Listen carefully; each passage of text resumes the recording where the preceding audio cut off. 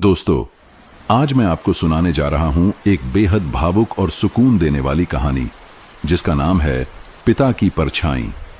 ये सिर्फ एक कहानी नहीं है, ये उन लम्हों की याद दिलाती है जब जिंदगी की सादगी ही सबसे बड़ी खुशी हुआ करती थी। इस कहानी के साथ आपकी थकी हुई आंखें धीरे धीरे आराम की ओर बढ़ेंगी और दिल एक अनकही सी राहत महसूस करेगा।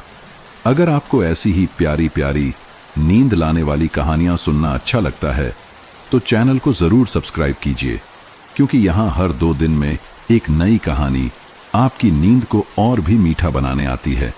आपका हर लाइक, हर कमेंट और हर शेयर मुझे ये एहसास दिलाता है कि आप वहां हैं, सुन रहे हैं और इस कहानी की दुनिया में मेरे साथ चल रहे हैं। तो चलिए अब धीरे धीरे आंखें बंद करते हैं और इस खूबसूरत कहानी के खेतों में खो जाते हैं। शहर की भीड़ में अर्जुन अपने ऑफिस की खिड़की से बाहर देख रहा था। नीचे सड़क पर गाड़ियों की कतारें थीं, लोग जल्दी में दौड़ते चले जा रहे थे और होर्डिंग्स पर मुस्कुराते चेहरे दिख रहे थे, पर उसकी आंखें कहीं और थीं, जैसे किसी और जगह हटकी हों। तभी इंटरकॉम की घंटी बजी। सर, एक बुजुर्ग आदमी आपका नाम पूछ रहे हैं। हाथ में कुछ है? बोले, जरूरी है। अर्जुन चौंका। भेज दो। 10 मिनट बाद एक सफेद कुर्ता पाजामा पहने दुबला आदमी भीतर आया। हाथ में एक पुराना सा लिफाफा था जो पीले रंग में हल्की नमी खींच चुका था। आप अर्जुन बाबू? उसने धीमे से पूछा। हाँ, गांव से आया हूं, रघुनाथपुर, आपके लिए लाया हूं। उसने लिफाफा आगे बढ़ाया। अर्जुन ने हाथ बढ़ाया। लिफाफा खुरदुरा था, जैसे समय की धूल उसमें जम गई हो। उस पर लिखा था, बेटा अर्जुन के लिए, पिता के अंतिम शब्द।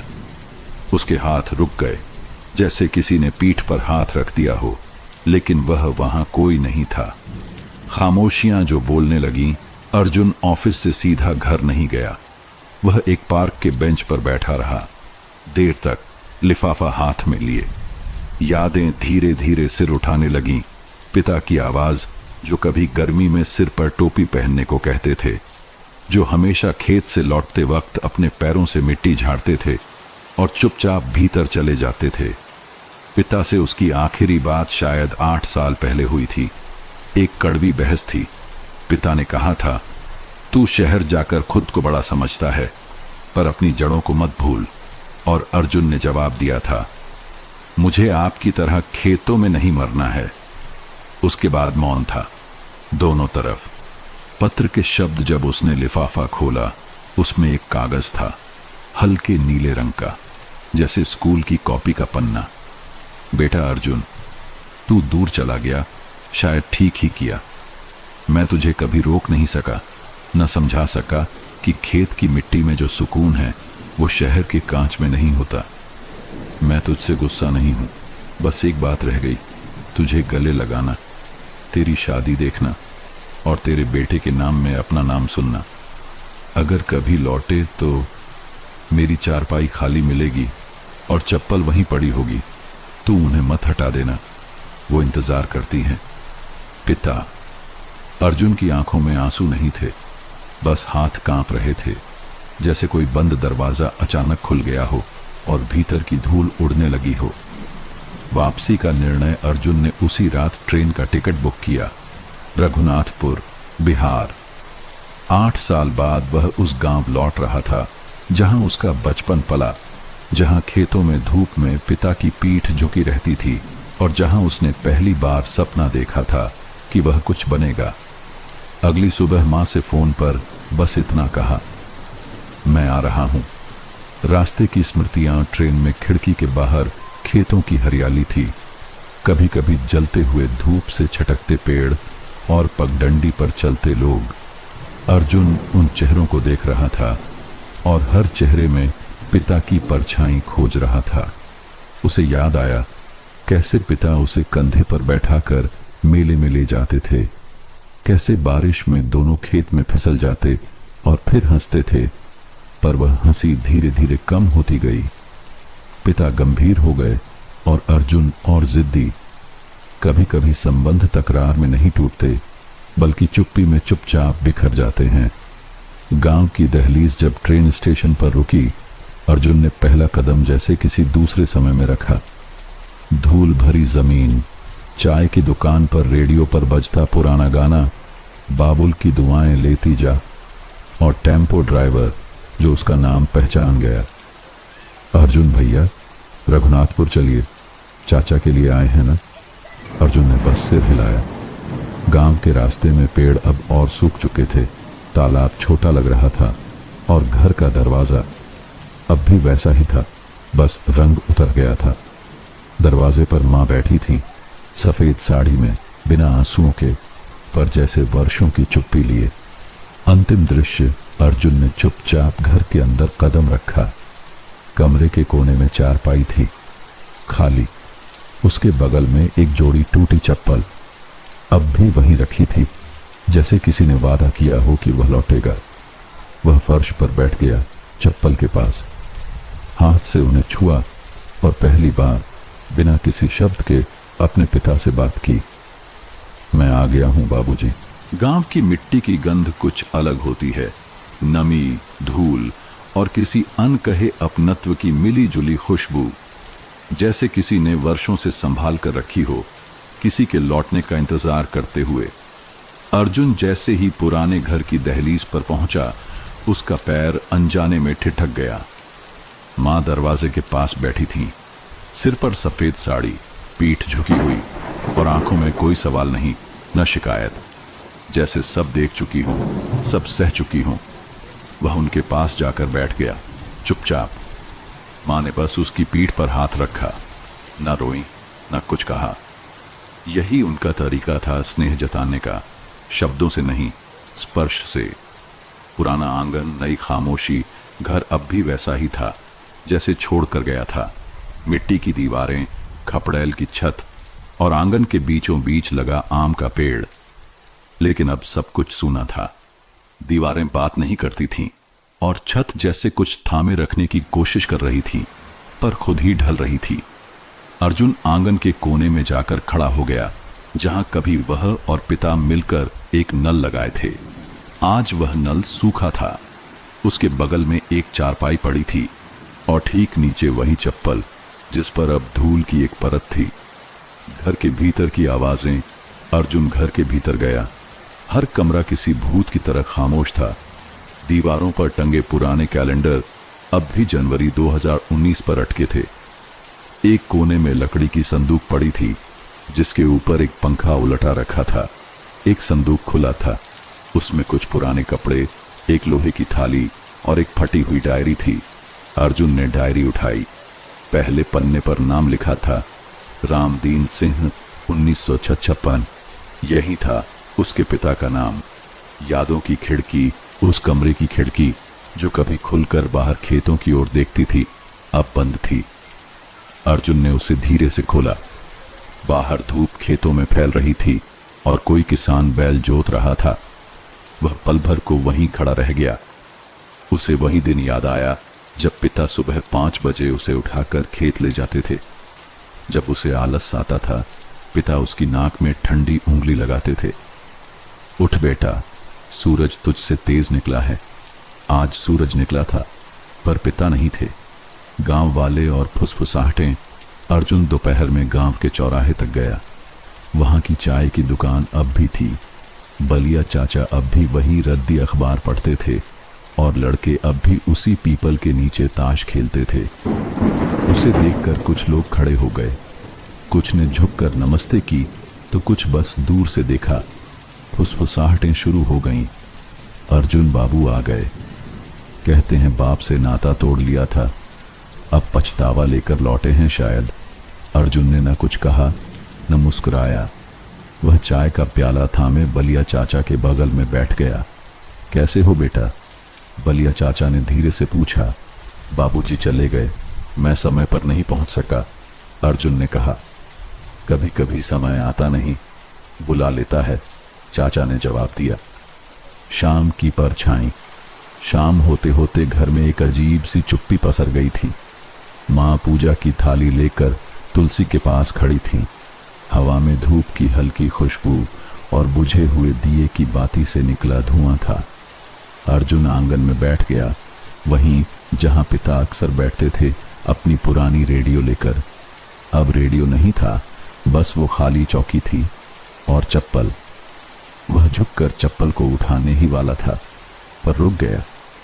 याद आया, पिता ने पत्र में लिखा था, उन्हें मत हटाना। उसने सिर झुका लिया। पहली बार उसे उस चप्पल की जगह का अर्थ समझ आया। वह इंतजार नहीं कर रही थी, अब वह गवाह थी। रात को वह अपने कमरे में नहीं, बल्कि पिता की चारपाई के पास जमीन पर सोया। छत की दरारों से चांदनी छन रही थी। नींद नहीं आई।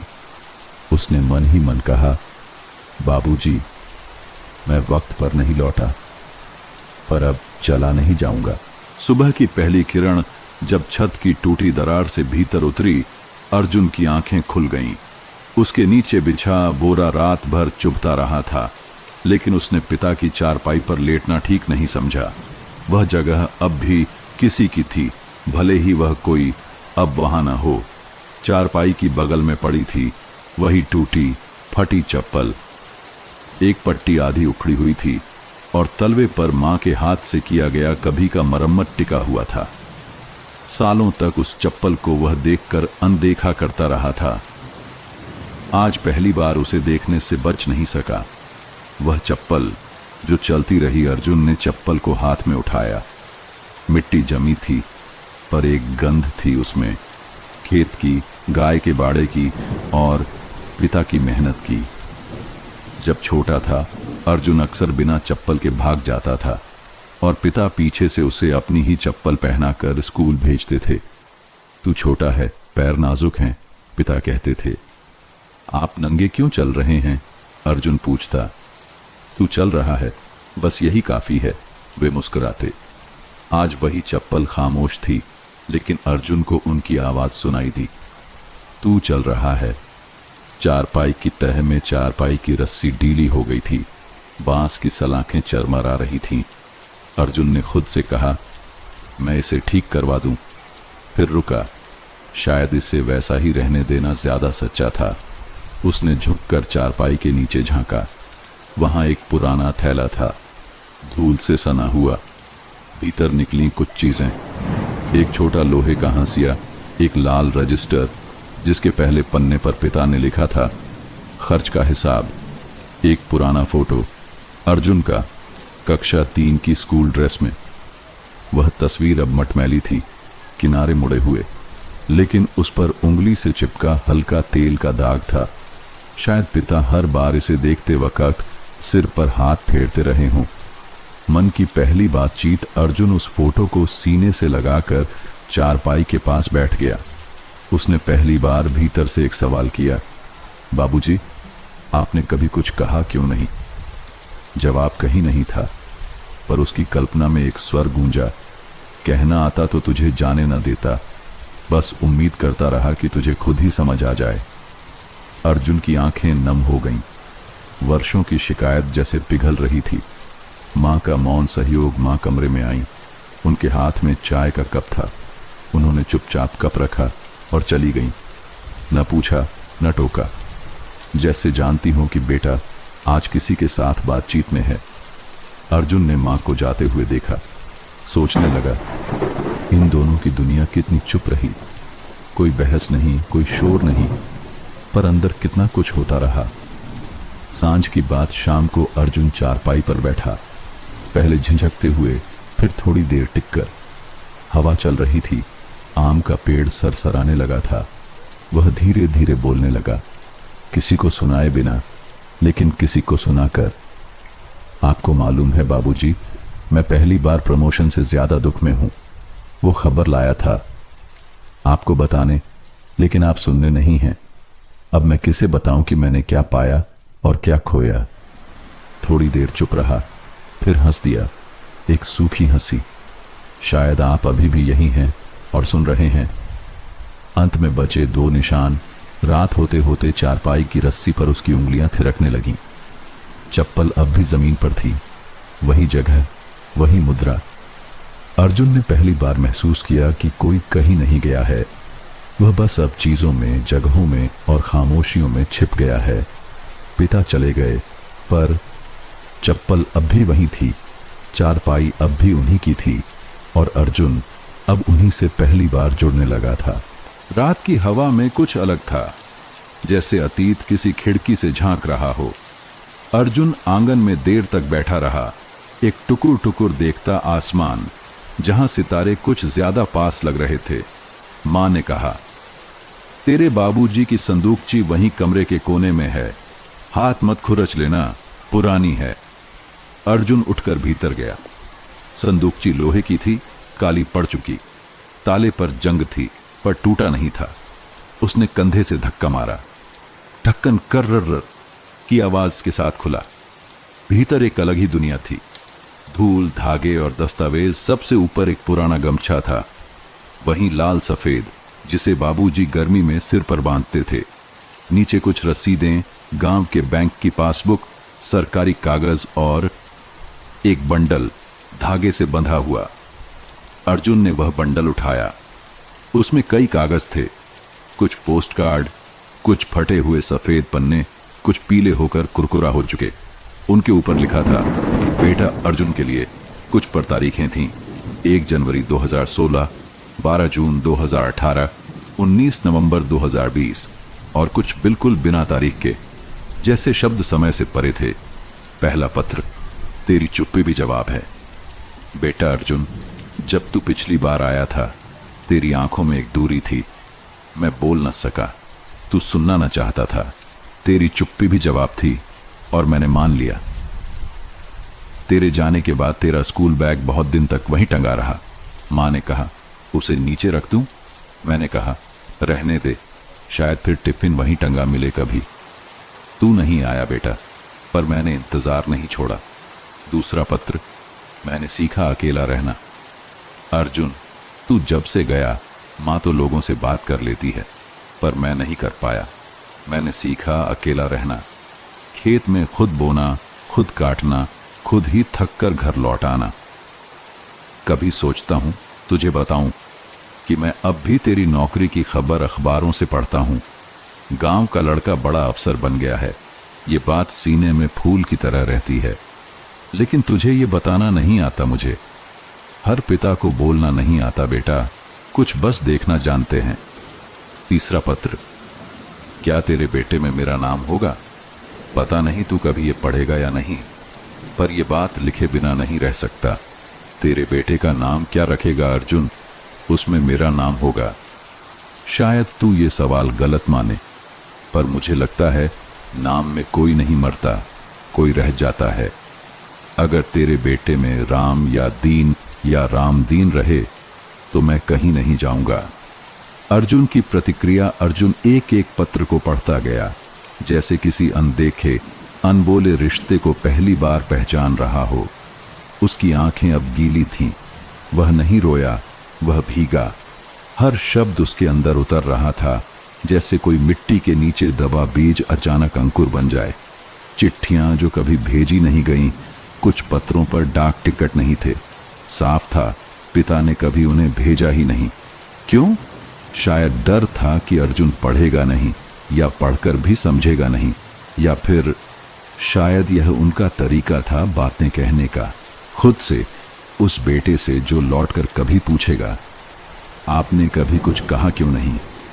बातचीत की शुरुआत अर्जुन ने सभी पत्रों को समेटकर वापस संदूक में रखा। नहीं, इस बार वह उन्हें वापस नहीं छिपा रहा था, बल्कि आदर दे रहा था। उनके शब्द अब सुन लिए गए थे। उसने मन ही मन कहा, बाबूजी, आप कह नहीं पाए, पर मैंने आज सब सुन लिया। मां की आंखों में जवाब। अर्जुन जब बाहर आया, मां तुलसी में पानी डाल रही थीं। वह उनके पास गया और बगल में खड़ा हो गया। मां ने एक नजर उठाई और सिर्फ इतना कहा, तू कुछ पढ़ रहा था? अर्जुन ने सिर झुकाकर कहा, हाँ मां, बाबूजी को। पहली बार। उस रात गांव की हवा में हल्की सी ठंडक थी, जबकि गर्मियों की शुरुआत ही थी। आकाश में कोई चांद नहीं था, पर सितारे चुपचाप टिमटिमा रहे थे, जैसे किसी ने उन्हें कह दिया हो कि आज कोई लौट आया है। अर्जुन चारपाई के पास जमीन पर बैठा था, चप्पल के ठीक सामने। हाथ में एक कागज था, पिता का वह खत जिसमें उन्होंने बेटे के नाम रखने की इच्छा जताई थी। उसने चुपचाप वो कागज मोड़ा और सीने से लगा लिया और फिर बोलना शुरू किया, लेकिन जुबान से नहीं, भीतर से, मन की पहली पुकार, बाबूजी।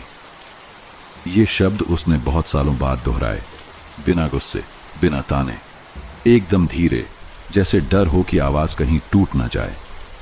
मैं जानता हूं मैंने आपको नहीं समझा, पर क्या आपने कभी मुझे समझने की कोशिश की? उसने सिर उठाया। खिड़की से पेड़ की परछाई चारपाई तक आ रही थी, हवा से हिलती हुई, जैसे कोई बैठा हो, धुंधला मगर ठोस। मैं भागा नहीं था बाबूजी, मैं बस खुद को खोजने गया था। बस यही भूल हुई कि जब पाया तो लौटकर बताया नहीं। जवाब जो शब्द नहीं थे, कोई जवाब नहीं आया, न कोई गूंज, न कोई स्वप्न। पर अर्जुन के भीतर एक सिहरन दौड़ी। ऐसा लगा जैसे उसके कंधे पर कोई हाथ रखा गया हो। वह पलटकर देखने लगा, कुछ नहीं था, पर महसूस था जैसे कोई कह रहा हो, तू समझ गया, बस इतना ही चाहिए था। पुरानी किताब, नई स्याही। अर्जुन ने अगली सुबह अपने बैग से डायरी निकाली, बरसों से खाली पड़ी थी। उसने पहला पन्ना खोला और लिखा, बाबूजी से आज पहली बार बात हुई, बिना बोले।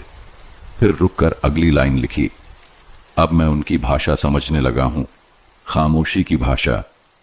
मां के सवाल, बिना शब्द के मां रसोई में आटा गूंथ रही थी। अर्जुन चुपचाप बैठा रहा उनके पास। मां ने पूछा नहीं कि रात कैसी थी, अर्जुन ने बताया भी नहीं।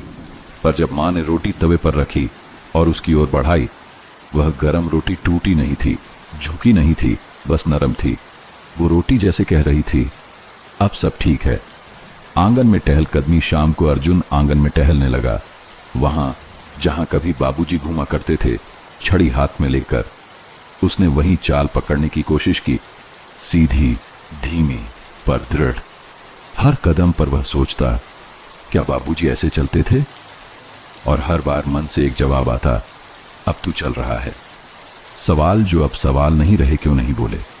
अब यह शिकायत नहीं, एक समझ बन गई थी, मुझे क्यों दूर किया? अब यह कटाक्ष नहीं, एक स्वीकृति थी कि कभी कभी पिता अपने बच्चों को खुद से दूर करके ही पास लाते हैं। क्या वो मुझसे प्रेम करते थे? अब यह प्रश्न नहीं रहा, अब यह उत्तर बन चुका था। हर चप्पल की दरार, हर खत की स्याही में। पहली बार खुद से मिलना। अर्जुन देर रात आंगन में खड़ा था, सिर ऊपर, सितारों की ओर। उसने महसूस किया, वह अर्जुन जो शहर में था यहां का नहीं था, लेकिन जो अब है वह इस मिट्टी से बना है। बचपन की परछाई, पिता की मौजूदगी, मां का मौन प्रेम, सब अब उसका हिस्सा था। आज पहली बार उसने अपने अंदर एक ठहराव पाया। अर्जुन ने चप्पल को एक बार फिर छुआ, चारपाई के पाए पर हाथ फेरा और फिर दीवार से टिक कर बैठ गया और कहा, आप नहीं रहे बाबूजी, पर आप मुझ में अब भी चलते हैं। सुबह आंगन में झाड़ू लगने की खड़खड़ाहट से अर्जुन की नींद खुली। मां रोज की तरह उठ चुकी थीं, ठीक 4 बजे, जैसे बाबूजी के समय उठती थीं। वो आहिस्ता से बाहर आया। मां तुलसी पर पानी डाल चुकी थीं और अब हाथ में पूजा की थाली लेकर दीवार पर लटकती पुरानी तस्वीर के सामने खड़ी थीं। बाबूजी की तस्वीर। वह तस्वीर सीधी नहीं थी, थोड़ा एक ओर झुकी हुई। मां ने धीरे से उसे सीधा किया। अर्जुन वहीं खड़ा रहा, दरवाजे की आड़ में, चुपचाप। चुप्पी का बोझ दिन में जब अर्जुन रसोई में पहुंचा, मां हाथ में बेलन लिए रोटी बेल रही थीं। चाय पियोगे? मां ने पहली बार कुछ पूछा। हाँ, अर्जुन ने धीमे से कहा। आपके हाथ की बहुत दिन बाद पी रहा हूं। मां ने जवाब नहीं दिया, बस केतली चढ़ा दी। फिर अचानक पूछा, तेरा यहां मन लग रहा है? अर्जुन ने थाली से एक टुकड़ा तोड़ते हुए जवाब दिया, मन नहीं, मैं खुद ही यहीं कहीं रह गया था मां। अभी खुद को उठा पाया हूं।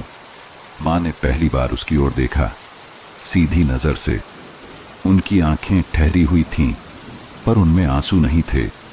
वे वो पीढ़ी थीं जो बिना रोए भी बहुत कुछ बहा देती थी। मां की आंखों में बाबूजी बाहर बरामदे में दोनों साथ बैठे थे। अर्जुन ने धीरे से पूछा, मां, बाबूजी कभी खुश रहते थे?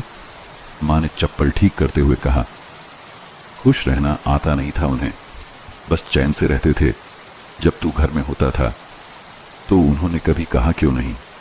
मां ने पहली बार मुस्कुराने की कोशिश की और कहा, कहना उनके हिस्से में था ही नहीं अर्जुन, वो करने में यकीन रखते थे। तू जो कुछ बन गया उसमें उनका प्यार था, बस वो दिखाना जानते थे, जताना नहीं। वो एक रात की बात मां अचानक उठी और कमरे के भीतर गईं। वापस आईं तो हाथ में एक पुराना रूमाल था, उसमें बंधा हुआ एक सोने का लॉकेट। ये तेरे बाबूजी ने शादी के 5वें साल मुझे दिया था, बिना कुछ कहे रात को सिरहाने रख दिया था। पूछा नहीं आपने? ना, क्योंकि जवाब उनका चेहरा था। अर्जुन ने वह लॉकेट हाथ में लिया। बहुत हल्का था, लेकिन उसमें एक वजन था जो वक्त ने भरा था। रात की धीमी बातचीत। रात को मां ने पहली बार अर्जुन को बाबूजी की नींद की आदतें बताईं। बायां करवट लेते थे, कभी कभी सपने में कुछ बड़बड़ाते थे। एक बार तेरे नाम से भी चौंक कर उठे थे। कहाँ क्या था? बस इतना। अर्जुन, साइकिल लेकर निकला क्या? अर्जुन हंस पड़ा। वह हंसी रोने के बेहद पास थी। मां की चुप्पी का उत्तर अर्जुन ने मां का हाथ धीरे से पकड़ा। बचपन के बाद शायद पहली बार। मां, आपने कभी कुछ कहा क्यों नहीं? मां ने सिर झुकाया और धीमे से कहा, क्योंकि तू भी कहां सुनता था बेटा। उस एक वाक्य में वर्षों की चुप्पी जैसे पिघल गई। पिता के बारे में एक अंतिम बात मां ने कहा, तेरे जाने के बाद तेरे बाबूजी खेत में जाते थे, पर अकेले नहीं। तेरा पुराना फोटो जेब में रखते थे। एक बार वो भीग गया तो उन्होंने धूप में सुखाया और फिर किताब में रख दिया। कौन सी किताब? रामचरितमानस। उसमें हनुमान चालीसा के पन्ने में रखा था। शायद उन्हें तू हनुमान जैसा लगता था, लड़ाकू, लेकिन अंत में घर लौटने वाला। सुबह का सन्नाटा अब शांत है। अर्जुन अगली सुबह फिर जल्दी उठा। मां आंगन में थीं, पूजा कर रही थीं। इस बार अर्जुन पास गया और खुद चुपचाप तुलसी को जल चढ़ाया। मां ने कोई टिप्पणी नहीं की, बस हल्की मुस्कान दी और पहली बार साथ खड़ी हुई। अब अर्जुन पिता की चुप्पी को समझने लगा था। अब मां की चुप्पी भी समाधान बन रही थी। अर्जुन ने सुबह आंख खुलते ही महसूस किया, गांव की हवा अब उसे पराई नहीं लगती। कुछ तो बदल रहा था और वो बदलाव भीतर से था। आज वह तय करके उठा, वह उन सब जगहों पर जाएगा जहां बाबूजी की परछाई बसी हुई है। पुराना नियम और पहला डांट, पहला पड़ाव था। स्कूल के पास का पुराना नियम, वही जगह जहां बाबूजी ने पहली बार अर्जुन को डांटा था, जब वह गणित की कॉपी बिना किए लौट आया था। उस दिन बाबूजी ने किसी के सामने कुछ नहीं कहा, पर शाम को नीम के नीचे उसे रोके खड़ा किया था। काबिल बनो अर्जुन, ताकि तुम्हारा नाम लेने पर मुझे सिर नीचा न करना पड़े। बाबूजी ने सिर्फ इतना कहा था और चलते बने। अब सालों बाद उसी नियम के नीचे अर्जुन बैठा था, एक पत्थर पर, जो शायद तब से वहीं पड़ा था। उसने आंखें बंद की और खुद को उसी बच्चे की तरह पाया, कांपते हुए, गीली आंखों वाला। पर अब वो डांट सजा नहीं, एक आशीर्वाद लगती थी। खेत की मेड़ और साइकिल की घंटी। फिर वह खेत की ओर चला, वही रास्ता जहां बाबूजी रोज साइकिल से जाया करते थे। पगडंडी की हर मोड़ अब भी पहचानती थी उसे। एक जगह अचानक हवा में साइकिल की घंटी जैसी कोई आवाज आई। अर्जुन ठिठक गया। वहां कुछ नहीं था, सिर्फ सरकंडों की सरसराहट। पर उसे याद आया, जब वह छोटा था, बाबूजी खेत से लौटते समय घंटी बजाते थे और वह घर के दरवाजे से भागकर बाहर आता था, एक कटोरी में पानी लिए। उस दिन की याद आते ही उसकी आंखों में एक नमी उतर आई।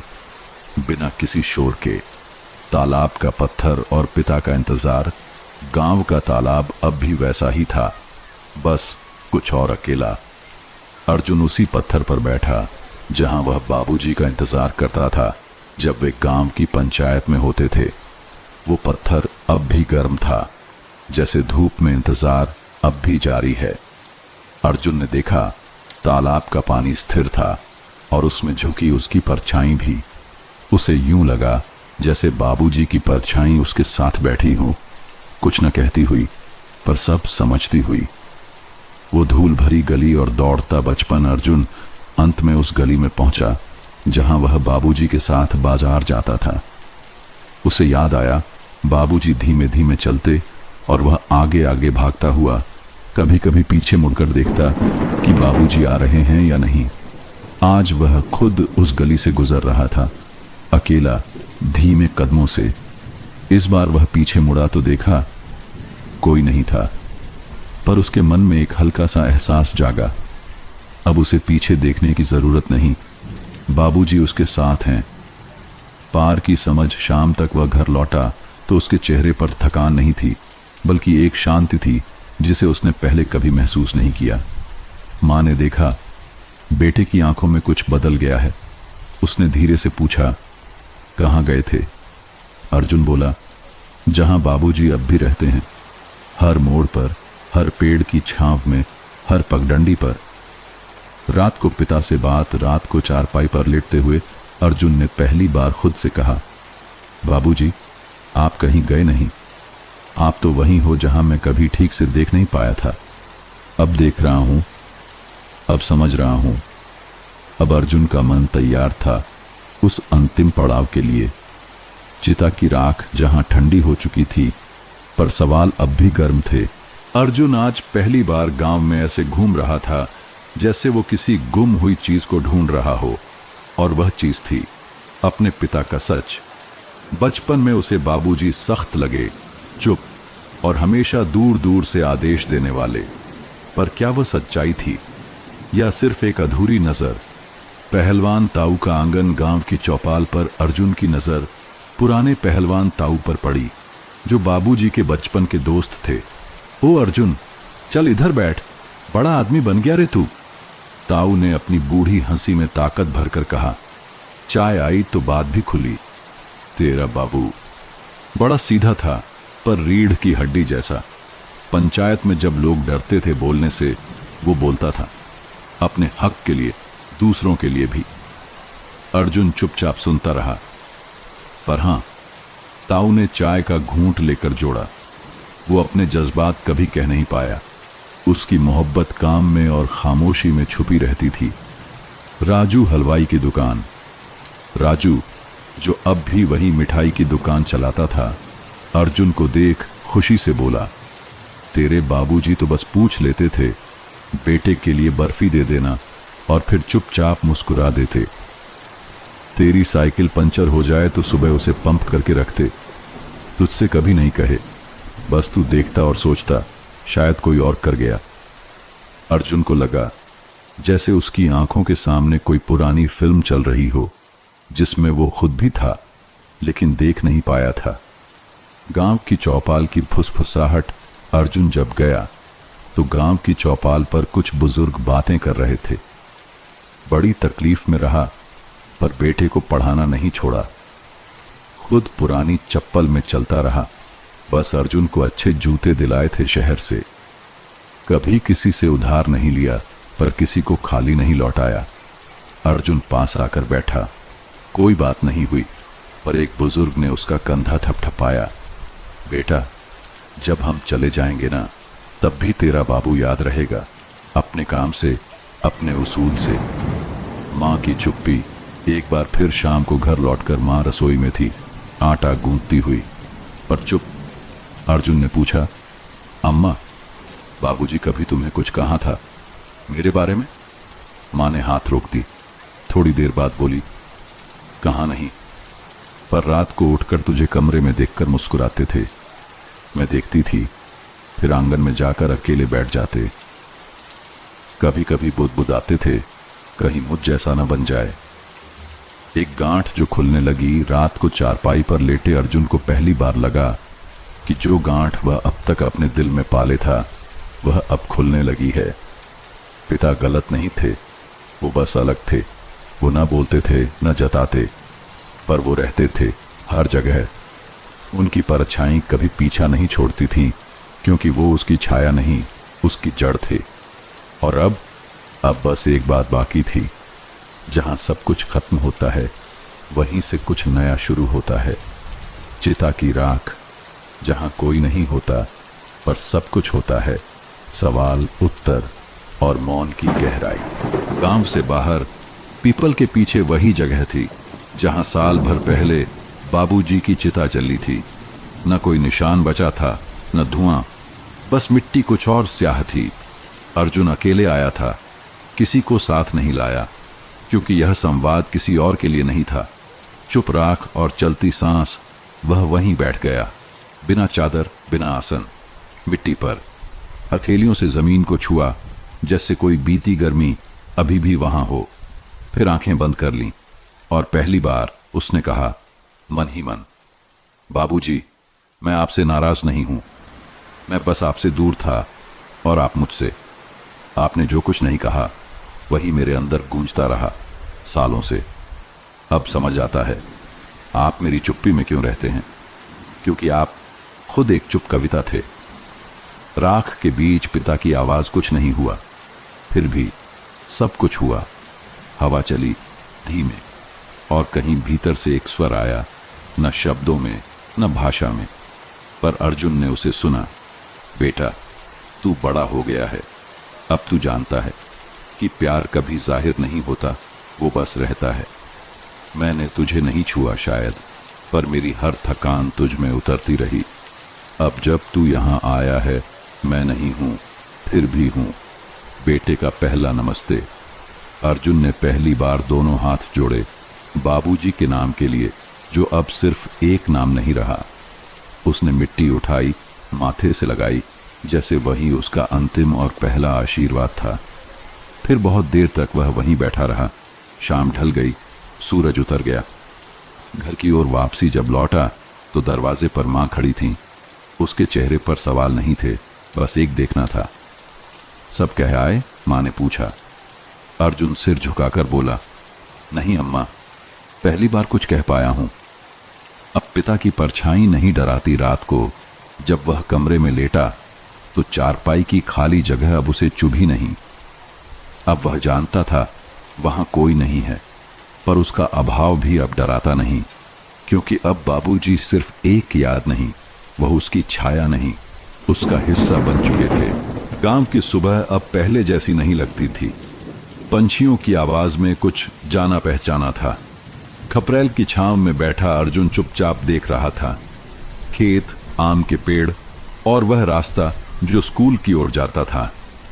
बचपन वहीं कहीं गुम था और अब फिर से लौट आया था। लेकिन इस बार वो अकेला नहीं था। उसके साथ था पिता का साया, जो अब बोझ नहीं, सहारा बन गया था। पुराना बस्ता, नया रास्ता। कमरे के कोने में एक पुराना बस्ता रखा था, बाबूजी का, जो उन्होंने गांव के बच्चों को पढ़ाने के लिए रखा था। कभी कभी गांव के 2-4 बच्चे शाम को आ जाते थे। बाबूजी उन्हें स्लेट पर गिनती सिखाते थे, बिन कहे। अर्जुन ने बस्ता उठाया, झाड़ा, ठीक किया और बैठ गया पीपल के नीचे। शाम को बच्चे आने लगे। आज से तुम सब मुझे अर्जुन भैया बुला सकते हो, उसने कहा। बच्चों ने तालियां नहीं बजाई, पर उनकी आंखों में एक चमक थी जो शहर की दौड़ में अर्जुन ने कभी नहीं देखी थी। मां की आंखों में संतोष। रात को मां रसोई में रोटियां बना रही थीं। अर्जुन ने खाना परोसा और पहली बार मां के सामने बैठा। बेटा, कब तक रुकेगा? मां ने पूछा। अब जाना नहीं है अम्मा, वह मुस्कुराया। जहां बाबूजी की परछाई हो, वहीं तो घर होता है। मिट्टी की वह सीख अर्जुन को अब समझ आ गया था कि विरासत सिर्फ जमीन या नाम नहीं होती, वह होती है एक अधूरी चप्पल, एक बर्फी की मिठास, एक अनकही चिंता और बच्चों को दिया गया बस्ता। वह विरासत थी चुप्पी में बोली गई भाषा की, जो अर्जुन अब समझ गया था। आखिरी पंक्तियां रात को अर्जुन छत पर लेटा था, सितारों के नीचे। उसने आंखें बंद की और एक धीमी आवाज फिर सुनाई दी, तू अब मेरा बेटा नहीं रहा, तू अब मेरा उत्तर बन गया है। हमारी दूसरी कहानी है मिट्टी का घर। मुंबई की शामें अक्सर भीड़ से घिरी होती हैं। बसें, कारें, लोगों का शोर, ऊंचे इमारतों की लंबी परछाइयां और हर किसी के चेहरे पर एक ही भाव, जल्दी में हूं। इन्हीं सड़कों पर अर्जुन भी रोज निकलता था। कोलाबा के अपने फ्लैट से लेकर वर्ली स्थित ऑफिस तक की दूरी वो हर दिन तय करता, लेकिन हर मोड़ पर कुछ छूटता सा लगता। एक नामी कंस्ट्रक्शन कंपनी का सीनियर इंजीनियर, शानदार वेतन, खुद की कार, एयर कंडीशनर में डूबी मीटिंग्स और ग्लास वॉल के पीछे से दिखती समंदर की लहरें, एक सपना जो उसने गांव के स्कूल से निकलते हुए देखा था, अब सच था। लेकिन हर शाम जब वह ऑफिस की 12वीं मंजिल से समंदर को देखता तो आंखों के कोनों में कुछ और भी लहराता, जैसे कोई धूल भरी स्मृति, जैसे उस चमचमाते फर्श के नीचे, कहीं बहुत नीचे, मिट्टी की खुशबू दबी हुई हो। उस दिन भी कुछ वैसा ही हुआ। ऑफिस में एक बड़ी मीटिंग थी। नए हाईवे प्रोजेक्ट का प्रेजेंटेशन था। सबने तारीफ की, बॉस ने पीठ थपथपाई और क्लाइंट ने कहा, मॉडर्न इंडिया के लिए ऐसे ही ब्राइट ब्रेन चाहिए। अर्जुन मुस्कुराया, झुका, धन्यवाद कहा, लेकिन दिल कुछ नहीं बोला। शाम को जब वह लौट रहा था तो उसकी जेब में मोबाइल बार बार वाइब्रेट कर रहा था। कॉल किसी अनजान नंबर से था, बिहार का कोड। उसने अनदेखा किया, लेकिन 2 मिनट बाद फिर वही कॉल। हेलो, बोल रहे हैं अर्जुन बाबू? हाँ, आप? मैं प्रभु ठाकुर बोल रहा हूं। आपके गांव से माताजी नहीं रही, आज सुबह चली गई। हम लोगों ने अंतिम क्रिया कर दी। बाबा तो पहले ही चले गए थे, अकेली रह गई थी। फोन कान से हटते ही अर्जुन ने कोई प्रतिक्रिया नहीं दी। चेहरा न रोया न हंसा, बस कार की खिड़की से बाहर देखने लगा। वहां सड़कें थीं, होर्डिंग थे, सिग्नल थे, लेकिन कोई रास्ता नहीं दिख रहा था। उस रात अर्जुन ने फ्लैट की लाइटें नहीं जलाईं। एक कोने में बैठकर उसने वो पुराना बक्सा खोला जिसमें गांव से आई चीजें रखी थीं। एक पुराने लाल रंग के रुमाल में बंधी चिट्ठियां, मां की लिखावट, टूटी फूटी हिंदी में लिखा, बेटा यहां बारिश बहुत हुई है, घर की पिछली दीवार भीग गई है, मुझे डर है कहीं गिर न जाए। बाबा अक्सर खांसते हैं, लेकिन कहते हैं सब ठीक है, तुम अपने काम में लगे रहो, जब फुर्सत हो तो आ जाना, लेकिन जल्दी। अर्जुन ने उस रुमाल को खोला नहीं, बस छाती से लगा लिया। उसने अगले दिन ऑफिस में इस्तीफा दे दिया। किसी ने नहीं पूछा क्यों, और उसने भी नहीं बताया। ट्रेन की टिकट बुक की, मुंबई से गया। 15 साल बाद वह गांव लौटने वाला था, लेकिन इस बार कोई जीती जागती मां दरवाजे पर इंतजार नहीं कर रही थी। ट्रेन रात की थी। मुंबई से निकलते ही शहर की चमक पीछे छूटने लगी। अर्जुन खिड़की के पास बैठा था। उसके पास एक बैग था जिसमें एक जोड़ी कपड़े, मां की चिट्ठियां और एक पुरानी मिट्टी की मूर्त थी जो उसने बचपन में आंगन में खेलते हुए खुद बनाई थी। डिब्बे में हल्का उजाला था, लेकिन अर्जुन की आंखों में अंधेरा भरा था, जैसे किसी ने भीतर से सभी लाइटें बुझा दी हों। उसकी बगल में बैठे अधेड़ उम्र के आदमी ने कहा, आप बहुत थके हुए लगते हैं बाबू, कोई परेशानी है?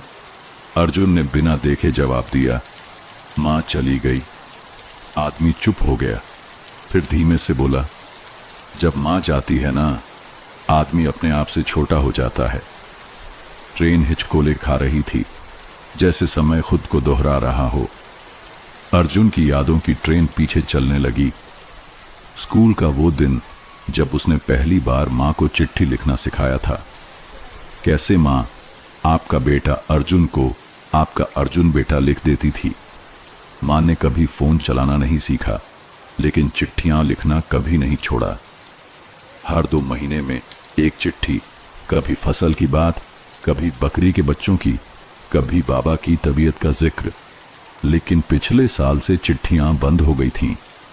अर्जुन ने सोचा, मां बूढ़ी हो गई हैं, लिख नहीं पाती होंगी। अब समझ आया, शायद मां ने जानबूझकर लिखना बंद किया। क्योंकि शब्द कम पड़ने लगे थे, या शायद दिल। गया स्टेशन पर ट्रेन तड़के पहुंची। सर्द हवा और भीगी मिट्टी की महक ने उसका स्वागत किया। स्टेशन की दीवारें जर्जर थीं, लेकिन उनमें अब भी जान थी, जैसे गांव की मिट्टी हर चीज में सांस लेती है। बाहर प्रभु ठाकुर खड़े थे, सफेद कुर्ता, धूल से सने चप्पल और आंखों में कुछ संकोच। चलिए बाबू, सब आपका इंतजार कर रहा है। सब? अर्जुन ने धीमे से पूछा। अब कौन बचा है? प्रभु कुछ नहीं बोले। जीप गांव की ओर बढ़ी। रास्ता वही था, धूल भरी कच्ची सड़क, बगल में सूखे खेत और दूर पहाड़ी पर वही पुराना पीपल। लेकिन अर्जुन को सब कुछ बदला बदला सा लगा, या शायद वो खुद बदल गया था। गांव के पास आते ही वो फैमिलियर मोड़ आया, जहां बचपन में मां खड़ी मिलती थी, अपने आंचल से पसीना पोंछती हुई, हाथ में पानी का लोटा लिए। आज वहां कोई नहीं था, सिर्फ सूनी सड़क और पीछे बहती हवा। घर के सामने जीप रुकी। घर? अब वो घर नहीं था, एक टूटी हुई, अधगिरी हुई दीवार थी जिसके ऊपर घास उगाई थी। छत गायब थी, दरवाजा झुका हुआ। अर्जुन नीचे उतरा। प्रभु ने कहा, माता जी की चिता यहीं लगाई गई थी, उसी आंगन में। आप नहीं थे, लेकिन हमने सब सम्मान से किया। अर्जुन कुछ नहीं बोला। वह आंगन में गया, वहीं बैठ गया जहां बचपन में बाबा चौकी पर बैठते थे और मां चूल्हे के पास। आंगन की मिट्टी ठंडी थी, लेकिन उसमें कुछ गर्म था।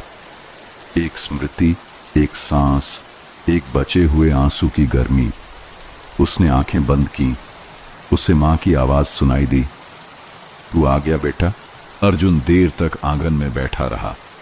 धूप अब तेज हो गई थी, लेकिन आंगन की मिट्टी अब भी ठंडी थी, जैसे किसी ने उसे सावधानी से संभाल कर रखा हो, जैसे मां ने जाते जाते उसे अपनी हथेलियों की ऊष्मा सौंप दी हो। उसने चारों ओर देखा। दीवारें झुकी हुई थीं, कई जगहों से मिट्टी झड़ चुकी थी। एक कोने में पुराना चूल्हा अब भी खड़ा था, लेकिन उस पर कोई हांडी नहीं थी। छत की लकड़ियां दीवार से अलग हो चुकी थीं, जैसे किसी रिश्ते की डोर धीरे धीरे टूट जाती है। अर्जुन उठा और बाहर निकला। गांव की गलियां अब भी वैसी ही थीं, संकरी, धूल भरी, किनारे उगे हुए नीम और बेर के पेड़, जिनके नीचे कभी वह अपनी स्लेट लेकर बैठा करता था। लेकिन इस बार रास्तों में शोर नहीं था। न बच्चे खेलते थे, न महिलाएं चौपाल पर बैठकर बातें करती थीं। सब जैसे भीतर घुस गए थे, अपने अपने दुखों के घरों में। उसने वह रास्ता पकड़ा जो स्कूल की ओर जाता था। यही तो वो पगडंडी थी जहां से वह दौड़ते हुए जाया करता था। किताबें बगल में दबाए और मां की आवाज पीछे से आती थी, सीधा जाना, पेड़ के पास मत रुकना। पेड़ अब भी था, लेकिन पेड़ के नीचे बैठा वो पागल बुजुर्ग नहीं था जो कभी हर आने जाने वाले को राजा बेटा कहकर बुलाता था। अर्जुन चलता गया। रास्ते में उसे वो तालाब मिला जिसमें उसने तैरना सीखा था। अब उसमें पानी कम था और कीचड़ ज्यादा। कुंगा, जिसकी रस्सी से वह बचपन में लटक कर झूला करता था, अब उसके ईंट गिर गए थे। पानी अब भी था, लेकिन बहुत गहरा और चुप। उसे दूर से किसी ने पुकारा, अर्जुन भैया। वह पलटा। पीछे एक लड़का खड़ा था, 14-15 साल का, घुटनों तक आधी निक्कर, टी शर्ट फटी हुई, लेकिन आंखों में पहचान की चमक। पहचाना नहीं, मैं रघु हूं, बबलू काका का बेटा। अर्जुन ने मुस्कुरा दिया, तू तो बहुत छोटा था जब मैं यहां से गया था। हाँ भैया, लेकिन माँ बाबूजी आपको रोज याद करते थे, कहते थे अर्जुन जब आएगा ना तो अपने घर की मरम्मत खुद करेगा। अर्जुन ने सिर झुकाया। रघु ने धीरे से कहा, सबको लगा था आप लौटेंगे ही नहीं, लेकिन अब आए हैं तो रुकिएगा ना। अर्जुन ने उसकी आंखों में देखा। उन्हीं आंखों में उसे अपना पुराना चेहरा दिखा। एक सपना देखने वाला बच्चा जो सोचता था कि मिट्टी का घर कभी नहीं टूटता। रात होने लगी थी। गांव की गलियां अब और सूनी थीं। दियों की जगह मोबाइल की रोशनी थी, लेकिन वो गर्माहट नहीं थी जो पहले होती थी। अर्जुन घर लौटा। आंगन के बीच खड़ा रहा। एक टूटी दीवार, अधूरी छत और मां की परछाई। उसने तय कर लिया था, वह घर नहीं बचाएगा, वह उस मिट्टी को बचाएगा जिसमें वह बचपन से हर दिन गिरा, उठा और बड़ा हुआ था। अर्जुन सुबह जल्दी उठ गया था। गांव की हवा अब भी वैसी ही थी, नम, शांत और एक अजीब सी अपनापन लिए हुए। मुंबई की नींदें कभी पूरी नहीं होती थीं, लेकिन यहां टूटी चारपाई पर भी उसे पहली बार सुकून की नींद आई थी। आंगन में धूप की एक पतली रेखा जमीन पर आ पड़ी थी, ठीक वहां जहां मां सुबह सुबह तुलसी को पानी देती थी। मिट्टी वहां अब भी गीली थी, जैसे कोई अब भी उस पर जल चढ़ा गया हो। अर्जुन झुका, हथेली से मिट्टी उठाई, नाक के पास लाया, सांस अंदर खींची और कुछ पल के लिए जैसे सब थम गया। वही खुशबू थी, जैसे मां के आंचल की कोर, जैसे बाबा की धोती पर लगी सरसों की गंध, जैसे पुराने खिलौनों से आती धूल में छिपी स्मृतियां। वो खड़ा हुआ और घर का मुआयना करने लगा। दीवारें जगह जगह से झर चुकी थीं, एक कोना पूरी तरह से ढंस गया था, शायद पिछले साल की बारिश में। घर के पीछे जो गोहाल था, अब वहां सिर्फ झाड़ियों का कब्जा था। चूल्हे की ईंटें बिखरी थीं और छत की बांस की बलियां सूख कर काली हो गई थीं। लेकिन इन सब के बीच एक चीज थी जो अब भी साबुत थी, मिट्टी, नम, लोचदार और सौंधी। अर्जुन को लगा जैसे घर ने उससे कहा हो, मैं गिर गया हूं लेकिन मरा नहीं। दोपहर में वह गांव के एक बुजुर्ग मिस्त्री रामलाल को बुलाने गया। रामलाल बाबा अब बहुत बूढ़े हो गए थे, आंखें धुंधली, लेकिन आवाज में अब भी गूंज थी। अर्जुन बाबू, अब तो आप बड़े आदमी हो गए हैं, इंजीनियर वंजीनियर, क्या करने आए हैं गांव? घर देखने आया हूं बाबा, और एक बात पूछने, आप अब भी मिट्टी का काम करते हैं? रामलाल हंसे, लेकिन फिर एकदम गंभीर हो गए। मिट्टी का काम कोई बंद नहीं करता बेटा, जो मिट्टी से जुड़ गया वो आखिरी सांस तक जुड़ा रहता है। अर्जुन ने कहा, मैं इस घर को पक्के सीमेंट से नहीं बनवाऊंगा, मैं चाहता हूं कि यह मिट्टी का ही बना रहे, जैसे माँ बाबा ने छोड़ा था। रामलाल ने उसकी पीठ थपथपाई। तब तो तू सच में लौट आया है बेटा। शाम को अर्जुन आंगन में बैठा था, एक छोटी सी कुदाल लेकर मिट्टी को कुरेदता, हिलाता, हाथ में मसलता। हर टुकड़ा कोई कहानी कहता था, कोई उस दिन की जब उसने पहली बार गिरकर घुटना छिलाया था, कोई उस पल की जब मां ने उसे गोदी में लेकर रोते रोते चुप कराया था, कोई उस सुबह की जब बाबा ने उसके लिए गीली मिट्टी से गणेश जी बनाए थे। अब उसे समझ आ रहा था, वो घर को नहीं बचा रहा, वो अपना बचपन बचा रहा था। वो मां की रसोई की गरम रोटियां, बाबा की खांसी की आवाज और खुद की पहली मुस्कान बचा रहा था। वो मिट्टी को सहेज रहा था, क्योंकि यही उसकी जड़ थी। और कोई भी पेड़, चाहे जितना भी ऊंचा क्यों न हो, जड़ों के बिना खड़ा नहीं रह सकता। अर्जुन कई घंटे आंगन की मिट्टी से खेलता रहा। अब शाम ढल रही थी, हवा में हल्की ठंडक थी और नीम के पत्ते हवा के झोंकों में सरसराने लगे थे, जैसे कोई पुराने गीत की लय हो जिसे मां गुनगुनाया करती थी। अर्जुन उठा और घर के अंदर चला गया, या जो अब बचा था घर में। भीतर एक कमरा था जो अब भी आधा बचा हुआ था। उसकी दीवारों पर सीलन की लकीरें थीं, छत झुकी हुई और जमीन पर धूल की मोटी परत। लेकिन एक कोने में कुछ ऐसा था जिसे देख अर्जुन के पैर ठिठक गए। मां की चारपाई, वही लकड़ी की पुरानी चारपाई जिसकी बुनाई अब ढीली हो चुकी थी, लेकिन चारपाई जैसे अब भी इंतजार में थी। अर्जुन धीरे धीरे उसके पास गया, हाथ से धूल हटाई। उसकी हथेली जब बुनाई के रेशों को छुई तो उसमें एक हल्की कंपन थी, जैसे मां की हथेली अभी भी वहां हो, सिर सहलाने को। वहीं पास में एक लोहे का संदूक रखा था, जंग लगा हुआ लेकिन बंद। अर्जुन ने उसे खोला। भीतर मां की कुछ पुरानी चीजें थीं, एक सिलाई की डिबिया, एक तेल से सनी छोटी की कंघी, एक फटी हुई ऊनी शॉल और कुछ चिट्ठियां। उसने चिट्ठियां खोली। अधिकतर वही थीं जो उसने खुद मां को लिखी थी शहर से। पर सबसे ऊपर एक चिट्ठी थी जो मां ने लिखी थी लेकिन शायद कभी पोस्ट नहीं की। बेटा अर्जुन, तेरी चिट्ठियां मिलती रहती हैं, तुझे ऊंचाइयां मिल रही हैं, पढ़कर दिल को ठंडक मिलती है। लेकिन बेटा, ऊंचाई पर सांस थोड़ी कम होती है ना। मुझे डर है कि तू वहां बहुत अकेला ना हो। घर की दीवारें अब झुकने लगी हैं, पर तू चिंता मत कर। मैं दीवार से टेक लेकर बैठती हूं, जैसे तू मुझसे टेक लेकर सोता था। तेरे बाबा अब कम बोलते हैं, पर रोज तेरा नाम लेते हैं। खेत में जाते वक्त कहते हैं, अर्जुन के पांव के निशान अब भी इस मिट्टी में हैं। जब समय हो लौट आना। बेटा, ये घर तेरा इंतजार नहीं करेगा, पर ये मिट्टी करेगी। मां। अर्जुन चिट्ठी पढ़ते हुए चारपाई पर बैठ गया। उसे ऐसा महसूस हुआ जैसे मां ने अभी अभी उसके माथे पर हाथ रखा हो। वह चारपाई पर लेट गया, सिर उस तकिए पर जहां मां लेटा करती थी। छत की दरारों में से आसमान झांक रहा था। तारों की रोशनी चारपाई तक आ रही थी और अर्जुन की आंखें भीगी हुई थीं। वो किसी को पुकारे बिना बस मन ही मन कह रहा था, मैं लौट आया हूं मां, अब कहीं नहीं जाऊंगा। सुबह की पहली किरण जैसे ही टूटी, छत से भीतर आई, अर्जुन की आंख खुल गई। वह चारपाई पर कुछ देर यूं ही लेटा रहा, जैसे कोई सपना देख रहा हो जो अभी अधूरा है। पर यह सपना नहीं था, ये गांव था, माँ बाबा का घर, और वह मिट्टी जिसकी गंध अब उसकी सांसों में उतरने लगी थी।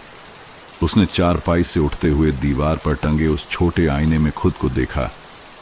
चेहरा वही था, लेकिन आंखों में कुछ और था। एक पुराना चेहरा जो शायद बचपन में यहीं छूट गया था, अब लौट आया था। वह बाहर निकला और धीरे धीरे पिछवाड़े की ओर गया, जहां कभी बाबा की चौकी रखी होती थी। वहां अब सिर्फ एक खाली जगह थी। लेकिन जब अर्जुन ने मिट्टी को देखा, उसे लगा जैसे किसी ने वहां अभी अभी बैठकर उठने की जगह छोड़ी हो। मिट्टी हल्की सी बैठी हुई थी, जैसे किसी का वजन झेलकर अभी संभली हो। उसने आंखें बंद की और तभी कहीं से बाबा की खांसी की आवाज सुनाई दी, एकदम वैसी ही जैसी सुबह उठते ही आती थी, लंबी, सूखी और थोड़ी चिड़चिड़ी। फिर जैसे वो आवाज में बदल गई, तू अब भी सो रहा है? देख, सूरज निकल आया, खेत चले चल। अर्जुन की आंखें नम हो गईं। उसने मिट्टी पर हाथ रखा, जैसे बाबा की हथेली छू रहा हो। बचपन में बाबा उसके लिए हंसी और डर दोनों थे। हंसी क्योंकि बाबा हर बात में ठहाका मारते थे, डर क्योंकि वही ठहाका कभी कभी डांट में बदल जाता था। लेकिन एक बात जो अर्जुन आज तक नहीं भूला था, वो थी बाबा की आदत। जब भी खेत से लौटते, दरवाजे पर बैठकर मिट्टी अपने हाथ से झाड़ते थे और बोलते, इस मिट्टी में सारा जीवन है बेटा, इसे छोड़कर कभी मत जाना। और अर्जुन ने वही किया था, मिट्टी छोड़ दी थी। लेकिन आज उसे वो सब वापस याद आ रहा था। दोपहर में वह गांव के खेतों की ओर निकल पड़ा। जहां जहां वह गया, हर खेत, हर पेड़, हर कच्चा रास्ता जैसे उसे पहचान रहा था, जैसे हर जगह बाबा की उपस्थिति थी। उसने पुराने खेत को देखा जहां बाबा हल चलाते थे। अब वह जमीन बंजर थी, घास उगी थी, लेकिन फसल नहीं। बाबा गए तो खेत भी सो गया। अर्जुन ने बुदबुदाया। पास खड़े एक बुजुर्ग ने सुना, तुम अर्जुन हो? अर्जुन ने सिर हिलाया। तुम्हारे बाबा कहाँ करते थे? मेरा बेटा शहर में बड़ा अफसर बनेगा, लेकिन खेत की मिट्टी कभी ना भूलेगा। देखो, सच में लौट आया बेटा। शाम को लौटकर अर्जुन उसी जगह बैठ गया जहां कभी बाबा बैठते थे। उसने मिट्टी को छूते हुए कहा, बाबा, मैं लौट आया हूं, अब इस मिट्टी को फिर से जिंदा करेंगे। आपकी खांसी की गूंज अब मेरी सांसों में है, और आपकी हंसी, वो अब इस घर की दीवारों में गूंजेगी। गांव के उस टूटे हुए घर की एक एक ईंट अब अर्जुन की यादों में बोलने लगी थी। हर कोना, हर दरार एक दबी हुई कहानी बनकर उभरने लगा था। लेकिन किसी भी घर को दोबारा खड़ा करने के लिए सिर्फ यादें काफी नहीं होती, चाहिए होती है नींव। और अर्जुन की नींव गांव की मिट्टी से नहीं, नालंदा से जुड़ी थी। नालंदा, जहां उसने इंजीनियरिंग की पढ़ाई की थी। गांव से निकलकर जब पहली बार वह ट्रेन से नालंदा पहुंचा था तो उसके पास एक छोटा सा बैग, बाबा की दी हुई पेन और मां की पोटली में बंधा सत्तू था। उस समय उसका सपना था, शहर जाना है, बड़ा आदमी बनना है, बड़ा घर बनाना है। नालंदा के दिनों ने उसे नई सोच दी, नया नजरिया। लेकिन माँ बाबा की चिट्ठियां हर महीने उसके दिल को गांव में रोके रखती थीं। पढ़ाई के दौरान जब पहली बार मिट्टी और सीमेंट पर लेक्चर हुआ था तो अर्जुन ने सबसे पहले माँ बाबा के घर को याद किया था। उसने सोचा था, कभी वक्त मिला तो मैं उस घर को खुद मजबूत बनाऊंगा। लेकिन फिर समय भाग गया। पढ़ाई, नौकरी, शहर, पैसा और गांव कहीं पीछे छूटता चला गया। आज जब वह उसी टूटी हुई चौखट के सामने खड़ा था तो उसे महसूस हुआ, जो सपना उसने नालंदा में देखा था वो सिर्फ अपने लिए नहीं था। वो नींव जो उसने किताबों में सीखी थी, अब उसे इस मिट्टी में लगानी थी। अर्जुन ने गांव के कुछ नौजवानों को इकट्ठा किया, रघु, रामू, सुरेश, नन्हे, जो अब तक शहर जाने का सपना लिए घूमते रहते थे। उनसे अर्जुन ने कहा, शहर मत भागो, आओ यहां खुद अपना सपना बनाते हैं, मिट्टी से घर बनाएंगे। लेकिन इस बार वो सिर्फ मेरा नहीं होगा, वो गांव का होगा, बच्चों का होगा, कल का होगा। गांव के लोगों को पहले यकीन नहीं हुआ। कहा, अब तो सीमेंट सरिया का जमाना है बाबू, ये मिट्टी का घर टिकेगा क्या? अर्जुन मुस्कुराया, सीमेंट मजबूती देता है पर मिट्टी रिश्ते जोड़ती है। जिस मिट्टी से हम बने हैं उसी से फिर घर बनाएंगे। उसने अपने पुराने प्लान्स निकाले जो कभी नालंदा की लाइब्रेरी में बनाए थे। लो कॉस्ट मिट्टी निर्माण तकनीक, स्थानीय संसाधनों से घर, बिना सीमेंट के दीवारें जिनमें ठंडक भी हो और गर्मी भी रोके। गांव के लोगों ने देखा कि ये कोई शौक नहीं है, ये एक वापसी है। एक अर्जुन नहीं, एक जड़ से जुड़ा सपना लौट आया है। रात को जब सब चले गए, अर्जुन ने अकेले में माँ बाबा की तस्वीर के सामने दिया जलाया। धीरे से बोला, आपने कहा था बेटा, जमीन छोड़कर मत जाना। मैंने जमीन तो छोड़ी थी, पर अब लौटकर उस पर नींव रख रहा हूं, जिसमें आपकी हर सीख, हर सांस और हर आशीर्वाद जुड़ा है। घर की मरम्मत शुरू हो चुकी थी। पुराने आंगन में अब फिर से कुदाल चल रही थी। मिट्टी को गीला किया जा रहा था, भूसे से मिलाया जा रहा था। दीवार की ईंटें फिर से बनाई जा रही थीं। लेकिन अर्जुन जानता था, ये सिर्फ दीवार की मरम्मत नहीं थी, ये यादों की दरारों को भरने की कोशिश थी।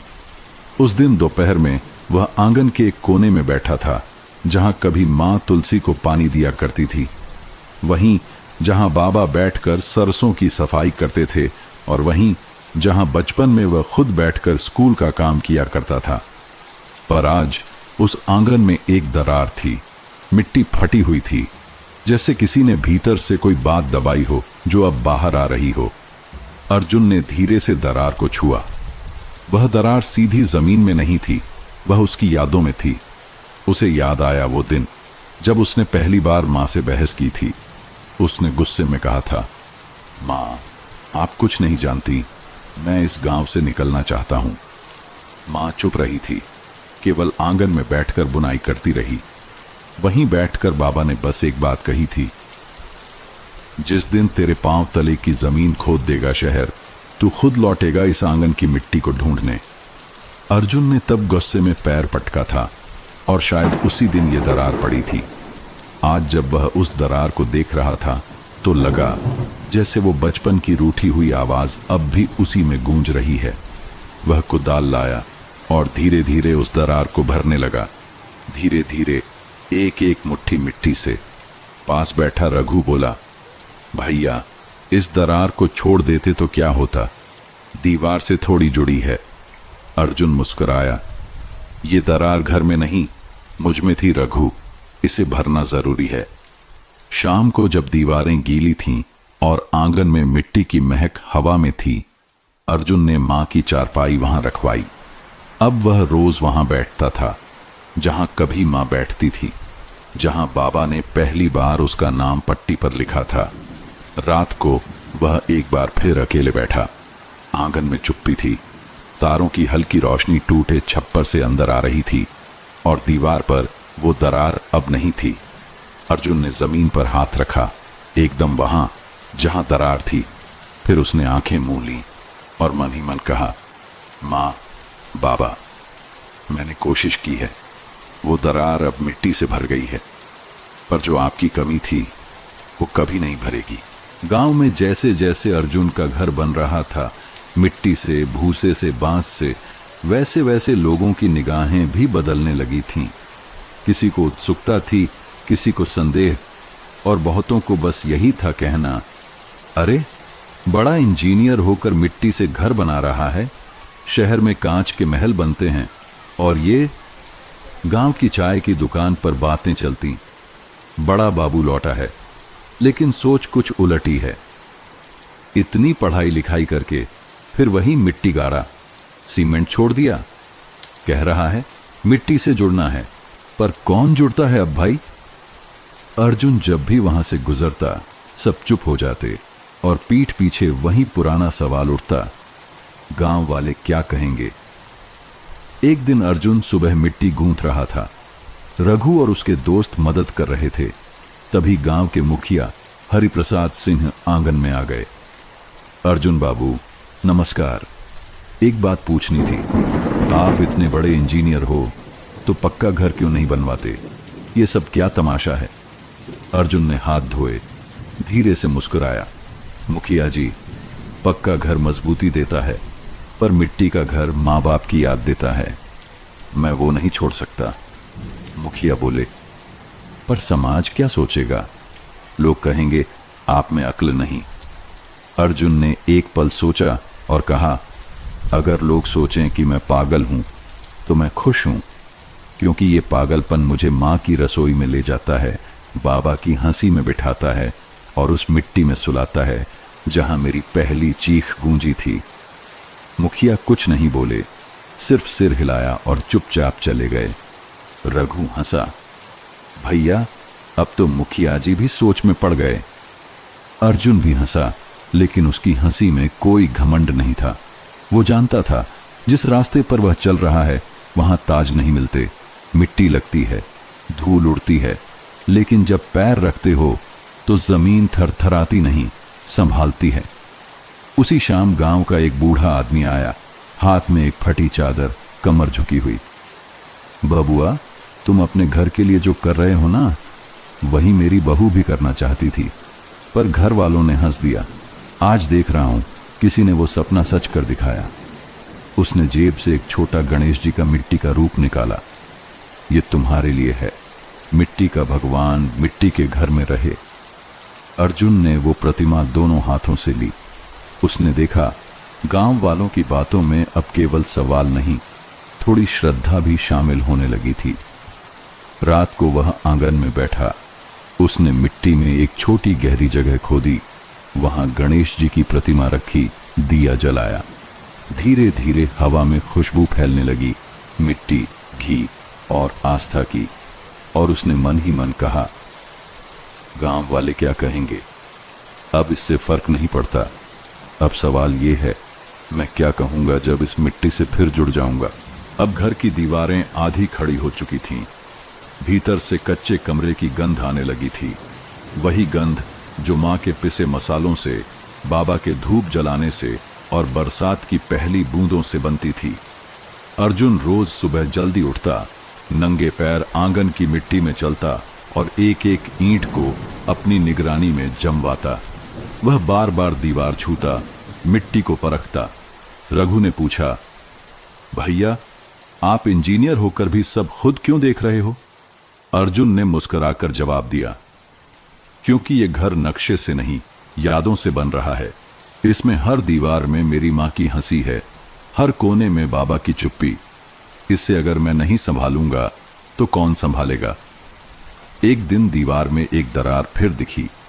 कारीगर बोला, भैया, ये दीवार बार बार फटती है, शायद मिट्टी ठीक नहीं। अर्जुन ने उस जगह को गौर से देखा। वह वही हिस्सा था जहां पहले एक पुराना आले में मां का तुलसी चौरा था। उसे याद आया, एक बार मां बीमार पड़ी थी और उसने तुलसी को पानी देना भूल गया था। उस दिन मां ने कुछ नहीं कहा था, बस उसी कोने में देर तक बैठी रही थी। शायद दीवार ने वो बात अपने भीतर समेट ली थी। अर्जुन ने उस दरार को देखा, फिर रघु से कहा, इस दरार को नए गाड़े से नहीं भरेंगे, इसमें घर की मिट्टी मिलाएंगे, वही जो पीछे की बगिया से आई हो। उन्होंने बगिया की मिट्टी लाकर उसमें तुलसी के पत्ते मिलाए, थोड़ा गंगा जल डाला और उसी से दरार भरी। रघु ने पूछा, इससे क्या फर्क पड़ेगा भैया? अर्जुन ने धीरे से कहा, जिस मिट्टी ने मां को देखा है वही मिट्टी मां की दीवार को संभाल सकती है। ये घर ईंट से नहीं टिकेगा रघु, इसमें भावनाओं की मरम्मत जरूरी है। शाम को दीवार पर फिर से मिट्टी जम गई थी। कोई दरार नहीं थी, लेकिन अर्जुन को ऐसा लगा जैसे वहां एक शांति, एक आशीर्वाद टिक गया हो। उस रात पहली बार उसने मां की चारपाई पर लेटकर आंखें मूंदी। छत अधूरी थी, दीवारें अधपकी थीं, लेकिन दिल में एक अजीब सी पूरा होने की अनुभूति थी। उसने आंखें मूंदी और बुदबुदाया, मां, मैंने सिर्फ दीवार नहीं भरी, तेरी उस चुप्पी को भी सहेजा है जो कभी कह न सकी थी कि बेटे, मिट्टी कभी छोड़ना मत।